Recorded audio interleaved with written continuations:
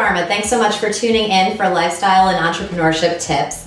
I am excited today to talk about a topic that I have just become kind of a new fan of, so I'm really excited to share with all of you. I have Richie Holmes Grant here of Bambini Wear. And Richie, do you want to tell us like the 2 seconds on what Bambini Wear is? Sure. Bambini Wear is a line of fresh and smart and stylish gear for moms and babies that I started shortly after I became a mom. My daughter's my muse. She's now 4, but we design for babies and toddlers and moms. And so you have to check out Bambini Wear, but today we're actually going to be talking about a whole other topic, which Richie is a pro at, and that is the vision board. So how to create a vision board. And she's going to take us through like the specific steps that you can do to get started. And even though it does take time, she's here to tell you that it is worth the time. And so what's your first step when going through the process of creating a vision board? So the first step is actually finding a time that makes sense for you. And so when I say that, I mean, what is a time that you're thinking about renewal, right? When is a natural time for you? So for a lot of people, it's the beginning of the year. So a good time to create your vision board would actually be in November or December, so that when the beginning of the year starts, you already have your vision in place. It could be around your birthday as well. Okay, and it's usually annual, you would say? Yes, so I do a vision board every year. And so what I put on is what I want my life to look like for the upcoming year. Okay, great. So once we have the time set out, what's the next step? Because you don't jump straight to the board, right? No, you don't jump straight to the board. The next thing you should do is lay out exactly what you want on your board. And so you've got to think about your life as it exists now, what you like about your life in different areas, and what you'd like to see different. And ultimately what you want on your board is what you want your life in those areas to look like over the next year. So that's what you start with the brainstorming process. Before you put anything on the board, you've got to start with the heavy lifting, and that's the brainstorming. And that's actually writing down, you recommend? Yeah, actually writing down what you like, what you don't like, what you want to see different in the next year. And you start there before you actually go look for images. Okay. And then you also, before you go look for images, you want to write down your goals of how you want it to change, right? Right. So what you like and what you don't like is one thing, but then what you want to happen next is another. Right. Yes, you've got to write down the goals, because that's essentially what you'll go looking for when you look for images and text that you want on your board. Okay, so when you're thinking about that, how pie in the sky long term are you thinking versus more short term, would you say? So I like to think about just the next year.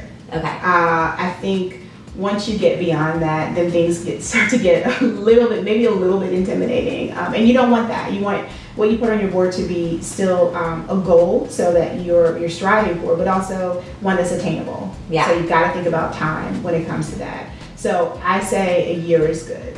Okay.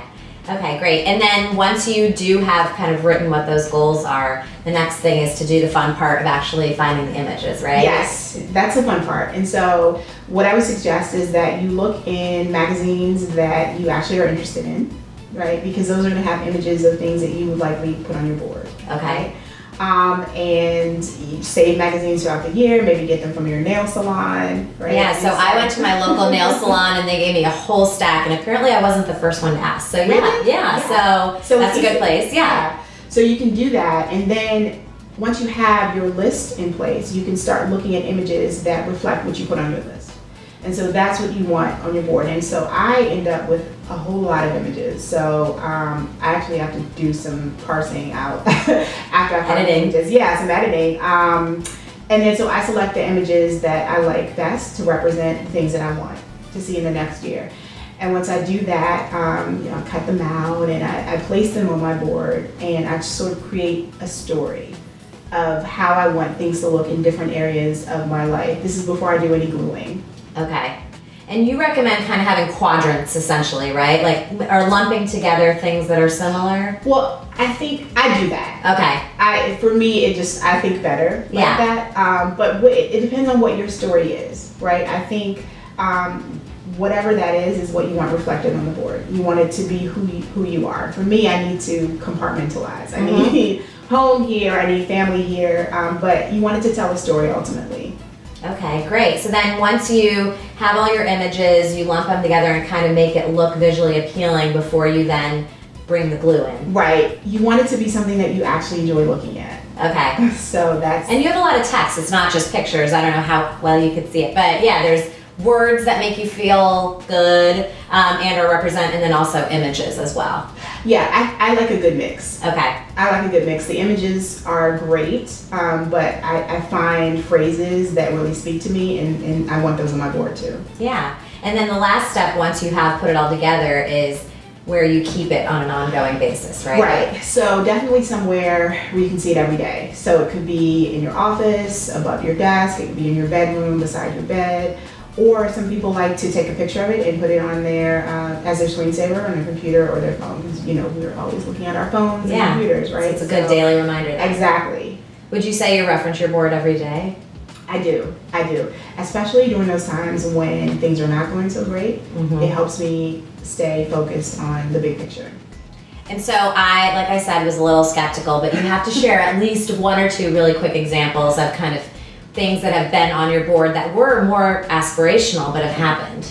Okay, sure. So my first vision board ever was the year before I turned 35, and my husband and I had been trying for a few years to have a baby, and I said, okay, I actually need to see this baby if it's going to happen.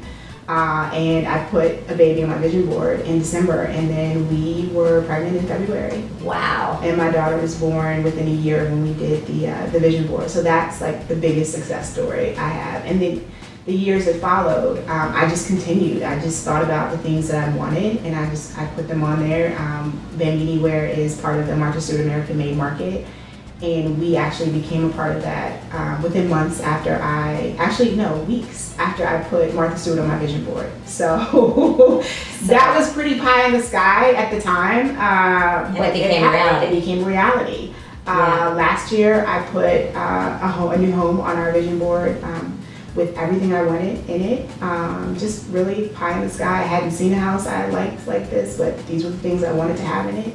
And within a few months, we actually found that house. It's amazing. So you can go out and do this too. And we had like a little vision board party, and I think that those are often fun. So whether it's wine or coffee, but sitting down with people who are like you and or girlfriends and kind of doing it together is motivating as well. So we'd love to hear from you if you have and or, go out and create a vision board after watching this. Would love to hear from you. And head over to anjalivarma.com. I have Richie's tips. We'll have them outlined in writing, and subscribe to my newsletter for other updates. And would love for you to follow me on Instagram and Twitter @AnjVarma. Hope to see you next time.